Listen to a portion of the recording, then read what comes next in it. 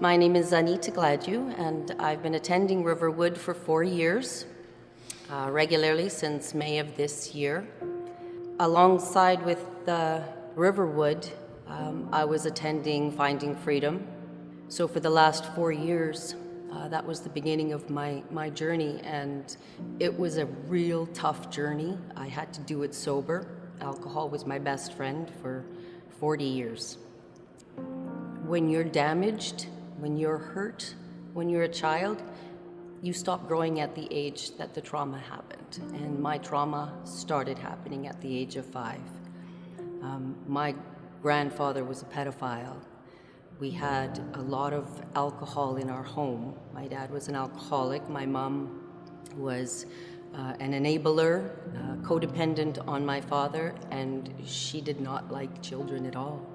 And there were 5 of us that survived that home. When we're out in public, we were the perfect family. You know, people complimented my mother on our manners at all the time. Said, "Wow, what a wonderful family you have, so well-behaved, such well-behaved children." I didn't know what happened as soon as that door closed. When that door closed, it was hell. My addiction back then to cope, my coping behaviors, very unhealthy, but for a child, they worked, was humor. I became a people pleaser. As I got a little older, I got into dance. Dancing became my addiction, and I did it as often as I could. I danced professionally.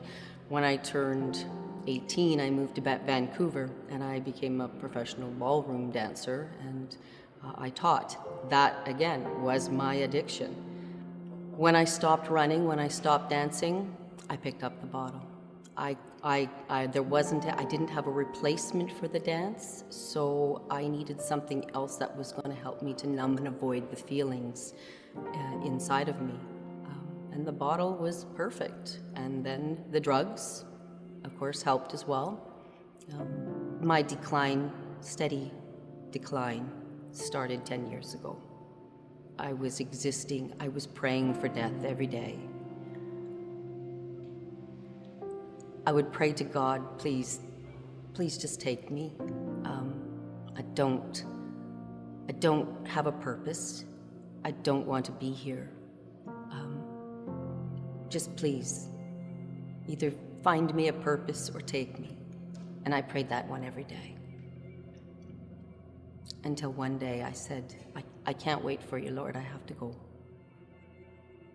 And by the grace of God, someone called me at that last hour and mentioned a Tim Fletcher and don't do anything and I'll bring a tape right over. You have to hear this man. You have to hear him. Just listen to him, please. And I did. And that was the start of the beginning of my life, my finding who I am, who I was placed on this earth to be. God in my recovery is in every part of my recovery. God for me is the first person I talk to in the morning and the last person I say goodnight to. And I talk to him constantly during the day. He isn't somebody that I go to a church and talk to. He's somebody that helps me walk each and every minute of my day, because some days I do need him really close, but I always know he's there. Some days I don't need him that close, but I always know he's there.